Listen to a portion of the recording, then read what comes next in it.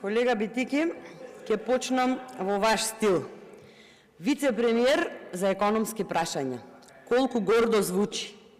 Ама колега, да се нарекуваш себе си политичар, а до толку да не си ја сакаш државата и до толку да се оддалечиш од сопствениот народ, за мене навистина е несватливо. Не знам дали сте свесни, но денес ја критикувате програмата која доби поддршка од над 430.000 граѓани. Наместо да критикувате, треба да се запрашате зошто.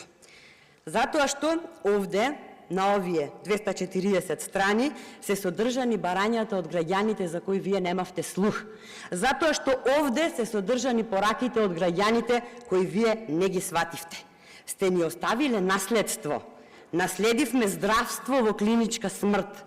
Наследивме банкротирана и ограбена држава, распадната на секое поле и во секој поглед.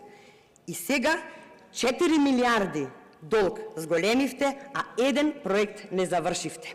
И бидејќи сум овде втор мандат, дозволете ми да ви предочам каква е и која е разликата помеѓу конструктивна опозиција и тотално безидејна опозиција каква што сте вие.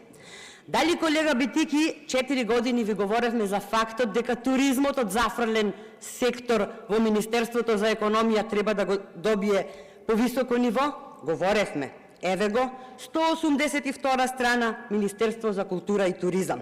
Дали 4 години ве молевме да се фатите за работа и да ги изработите стратегиите за развој на туризмот, затоа што сите рокови се истечени. Да продолжам ли колку време ве молевме да седнете со туристичко-угостителската фела и да ги уредите законите за туристичка и угостителска дејност, затоа што се застарени и неприменливи во пракса. За моделот промена на моделот за субвенционирање и така натаму и така натаму. Тоа, колега Битики, е конструктивна опозиција, опозиција која ќе предлага и несебично ќе ги споделува сопствените идеи со власта, затоа што секогаш се водиме од потребите на државата. Памтете ми го зборот. Овие луѓе тука ќе донесат вистински реформи, затоа што тие се што вие не бевте.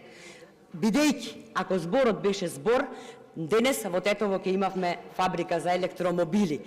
Ќе возевме од Петровден по автопатот Кичево-Охрид, но се остана на хартија, а зборот стана ветер и магла. Наместо странски инвестиции, вие ги избркавте и домашните. До толку го измешавте бизнис амбиентот, што и најискусните бизнисмени не можеа да се снајдат во хаотичната бизнис клима што ја наметнавте. Баре една идеја да слушнев денес, ќе кажев добро е, сватиле конечно, се поправаат. Но, за жал, нема поправка за вас. Тоталка сте.